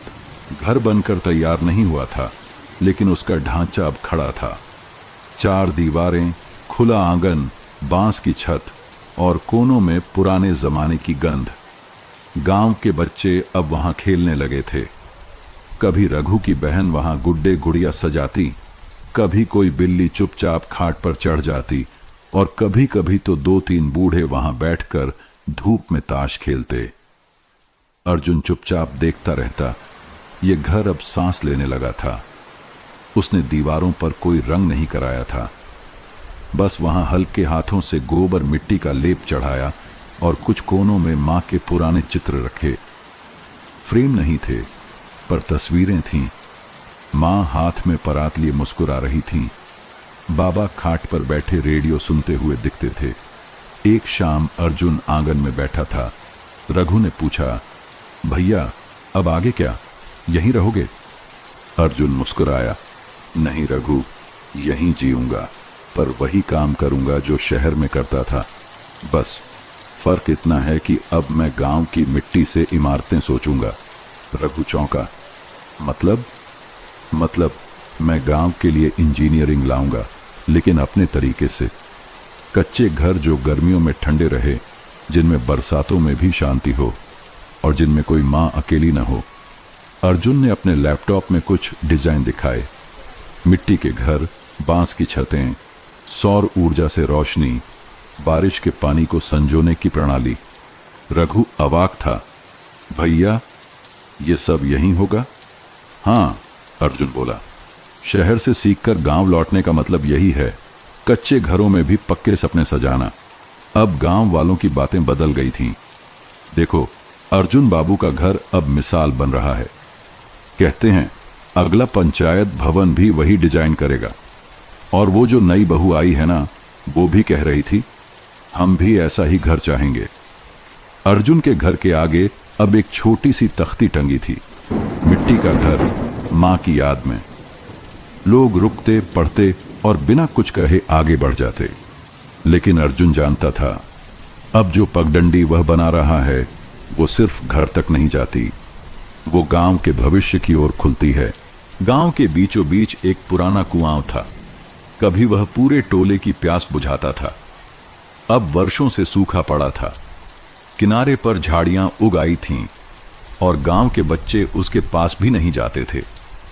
एक दिन अर्जुन उस कुएं के पास गया। वह देर तक उसे निहारता रहा। फिर उसने रघु से कहा, यह सिर्फ सूखा कुआं नहीं है, यह गांव की भूली हुई सांस है। अगर इसे जिंदा कर सके तो मिट्टी का घर ही नहीं, मिट्टी का गांव बन जाएगा। रघु घबरा गया, भैया, कुएं की खुदाई कौन करेगा? अब तो न खेतों में बैल बच्चे, न लोग। अर्जुन मुस्कुराया, जहां सपना हो वहां राह निकलती है। काम शुरू करते हैं, अकेले ही सही। अगले दिन से अर्जुन ने खुद फावड़ा उठाया। गांव वाले हंसते थे, कुछ कहते अब ये शहर वाले कुएं भी खोदेंगे। पर धीरे धीरे एक एक कर लोग जुड़ते गए। बुजुर्गों ने पुराने किस्से सुनाए। इस कुएं के नीचे मीठा पानी था बेटा, किसी ने कहा। बरसात में यहां सबसे पहले पानी आता था। रघु ने पुराने नक्शे देखे। अर्जुन ने इंजीनियरिंग की किताबें खोली। दोनों ने मिलकर रेन वाटर हार्वेस्टिंग की योजना बनाई। पुराने कुएं के चारों ओर पानी की दिशा मोड़ी गई, बांस की नलियां डाली गईं और फिर पहली बरसात में कुएं की तह से एक धीमी आवाज आई, गहराई से आती जल की दस्तक। गांव वाले दौड़े आए। कुएं में पानी चमक रहा था। कोई बोल पड़ा, ये तो चमत्कार है। बुजुर्ग औरतों ने सिर पर आंचल रखा, कुएं में चावल डाले और कहा, अर्जुन बेटा, तूने सिर्फ पानी नहीं लौटाया, हमारी उम्मीदें लौटा दी। उसी दिन अर्जुन ने पंचायत में एक प्रस्ताव रखा। हर घर के पीछे एक गड्ढा होगा, बारिश का पानी जमा करने को, और हर गांव वाले को सिखाया जाएगा कैसे अपनी मिट्टी की देखभाल करे। गांव अब बदल रहा था। मिट्टी के घर फिर से बन रहे थे, कुएं फिर से भरने लगे थे और लोग शहर जाने के बजाय अपने गांव को फिर से सजाने की सोचने लगे थे। अर्जुन अब सिर्फ एक बेटा नहीं था जो अपने माँ बाप की याद में घर बना रहा था। वह गांव का बेटा बन गया था जो सबके सपनों की नींव खुद अपने हाथों से रख रहा था। हर बदलाव की राह में एक आंधी जरूर आती है। अर्जुन का गांव अब जागने लगा था। मिट्टी के घर, पानी के कुएं और गांव में लौटते सपने। लेकिन बदलाव सबको रास नहीं आता। एक दिन तहसील से एक अफसर आया, साथ में ठेकेदार भी। यह जमीन ग्राम सभा की है, उन्होंने कहा। यहां एक कंक्रीट का सामुदायिक भवन बनना है। फंड पास हो चुका है, शहर से मंजूरी भी। अर्जुन ने विरोध किया। यह जमीन वह है जहां हम रेन वाटर सिस्टम बना रहे हैं। यहां मिट्टी की पढ़ाई, स्थानीय डिजाइन और बच्चों की कक्षा चलती है। इसे तोड़ देना फिर से उस अंधेरे की ओर जाना है जिससे हम बाहर आ ही रहे हैं। लेकिन ठेकेदार हंसा। भावनाओं से विकास नहीं होता इंजीनियर साहब, रघु ने गुस्से से कहा। और सीमेंट से घर नहीं बनते, बस दीवारें बनती हैं। गांव दो हिस्सों में बंट गया।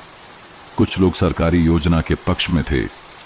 पक्का भवन होगा, नौकरी आएगी, फंड मिलेगा।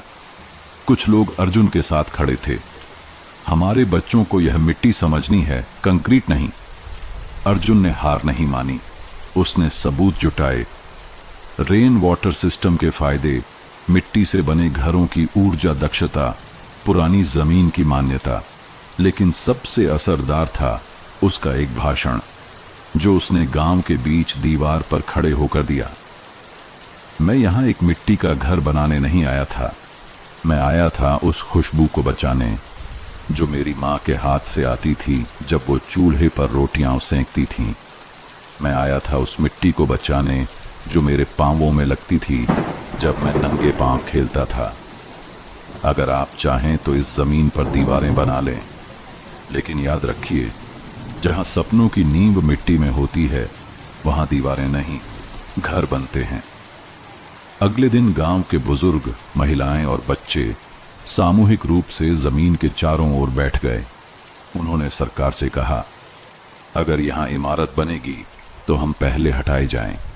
पंचायत को झुकना पड़ा। अर्जुन को बुलाया गया और एक नई योजना बनी।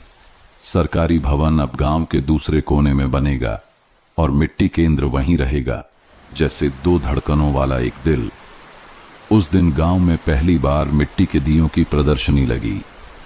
बच्चों ने अपने हाथों से बनाए दीपक सजाए और एक दिया अर्जुन ने पुराने कुएं की मुंडेर पर रखा। ये दिया आंधी में भी जलेगा, उसने रघु से कहा। रघु मुस्कुराया, क्योंकि इसकी बातों में रोशनी है। बरसात बीत चुकी थी। मिट्टी की खुशबू अब खेतों में भी थी और बच्चों की उंगलियों में भी। गांव धीरे धीरे सांस ले रहा था। मानो कोई सोया हुआ जीवन फिर से जागने लगा हो। अर्जुन हर सुबह कुएं के पास बैठता, रेन वाटर सिस्टम की जांच करता और फिर बच्चों को मिट्टी से घर बनाने सिखाता। एक दिन वह चौपाल में बैठा था जब रघु दौड़ता आया। भैया, एक बड़ा लिफाफा आया है शहर से। अर्जुन ने खोला। अंदर से एक पत्र निकला, साथ में एक ऑफर लेटर। सरकारी जल विकास बोर्ड ने उसे बुलाया था, मुख्य अभियंता के पद पर एक बड़े प्रोजेक्ट के लिए। रघु की आंखों में चमक थी। भैया, फिर से इंजीनियरिंग, वो भी इतना बड़ा पद। पर अर्जुन चुप रहा। उस रात वह बहुत देर तक नहीं सोया। छत की कड़ियाओं देखता रहा, जहां कभी उसकी मां चूल्हे का धुआं रोकने को बोरी टांगती थी। उसने सोचा, क्या मैं फिर से लौट जाऊं उसी दुनिया में जहां एसी के कमरों में गांवों के नक्शे बनाए जाते हैं, लेकिन कभी उनकी धूल नहीं महसूस की जाती। सुबह होते ही वह पुराने खेत पर गया। वहीं वो टप्पर खड़ा था जो उन्होंने मिट्टी और बांस से बच्चों के लिए बनाया था। अंदर बच्चे बैठे थे। रघु पढ़ा रहा था। मिट्टी के कण छोटे होते हैं, पर उनका बंधन बहुत मजबूत होता है। अर्जुन मुस्कुराया। फिर उसने जेब से वो ऑफर लेटर निकाला और उसी मिट्टी में दबा दिया जिसमें कभी उसका बचपन खेला था। रात को रघु ने पूछा, भैया, क्या जवाब भेजा? अर्जुन ने कहा, जवाब नहीं भेजा। जड़ें कभी जवाब नहीं भेजती रघु, वो बस मिट्टी को थाम लेती हैं। गांव वालों को कुछ दिन बाद पता चला कि अर्जुन अब एक स्थायी मिट्टी शोध केंद्र खोलने जा रहा है, जहां गांव-गांव से बच्चे आएंगे और सीखेंगे कैसे अपने गांव को बचाना है अपने तरीके से। शहर की एक रिपोर्ट में बाद में लिखा गया, जब हम विकास की बात करते हैं तो अक्सर मिट्टी से ऊपर उठना चाहते हैं, पर एक गांव है जहां एक इंजीनियर मिट्टी में झुककर खड़ा हुआ है और उसने दिखाया है कि जड़ों में भी ऊंचाई होती है। अर्जुन अब गांव की गलियों में साइकिल से घूमता है, बच्चों से बातें करता है और हर घर के आंगन में जाकर पूछता है, मिट्टी कैसी है आज? गांव की सुबह अब अलग थी। पक्षियों की चहचहाहट में बच्चों की हंसी घुलने लगी थी, पर अर्जुन के भीतर एक अधूरापन अब भी बचा था, जैसे कोई बंद दरवाजा जो अब तक नहीं खुला। वह दरवाजा था उस कमरे का जहां उसके पिता की चीजें संभाल कर रखी थीं। उस रात वह अकेले उस पुराने कमरे में गया। दीवारें काई से ढकी थीं, छत की लकड़ी चरमराती थी और एक कोने में वह पुरानी संदूक रखी थी जिसे वह मां के बाद कभी छू नहीं पाया था। सांस थामकर उसने ढक्कन उठाया। अंदर कपड़ों की गंध थी, पुराने खत थे और एक लाल मखमली डायरी जिसके ऊपर हल्के अक्षरों में लिखा था, धरती की बातें, रमेश कुमार। रमेश उसके पिता का नाम। डायरी पलटी। अंदर की स्याही थोड़ी फटी हुई, लेकिन भाव ताजा थे। मुझे पढ़ाई कभी पसंद नहीं थी, लेकिन मिट्टी की भाषा में समझता हूं। अर्जुन जब छोटा था तो उसके पांवों में वही धूल थी जो मेरे हाथों में लगती थी खेत जोतते वक्त। एक दिन वह बड़ा इंजीनियर बनेगा और शायद उस मिट्टी को पहचान पाएगा जिससे वह खुद बना है। अर्जुन की आंखें भर आईं। पिता, जिनसे वो कभी ठीक से बात नहीं कर पाया, उसकी जिंदगी को चुपचाप सींचते रहे थे। ठीक वैसा ही जैसे कोई किसान बीज बोकर उसकी ओर देखे बिना खेत छोड़ दे। डायरी के आखिरी पन्ने पर एक नक्शा था, गांव के पुराने जल प्रवाह और बांधों का। नीचे लिखा था, अगर कोई दिन ऐसा आए जब गांव की प्यास मिटानी हो तो इन नालों को जोड़ देना। ये खेतों से गुजरेगा और कुएं को भर देगा।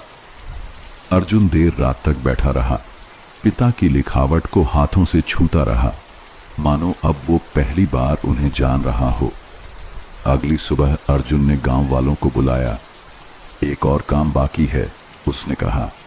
पिता की मिट्टी से एक नहर बनानी है और फिर गांव के लड़के, बूढ़े और औरतें फावड़ा लेकर निकल पड़े। 3 हफ्तों में पुरानी नालियां फिर से जुड़ गईं, पानी फिर बहने लगा, ठीक वैसे ही जैसे वर्षों से रुकी हुई कोई याद फिर से जिंदा हो गई हो। रघु ने पूछा, भैया, क्या आप पापा को अब माफ कर पाए? अर्जुन ने मुस्कुराते हुए कहा, मैं तो कभी नाराज ही नहीं था, बस उनकी मिट्टी समझ नहीं पाया था। गांव में अब एक नया पत्थर लगा है, उस कुएं के पास, जिस पर लिखा है, यह जल मार्ग श्री रमेश कुमार की याद में, जिनकी खामोशी में भी गांव बोलता रहा।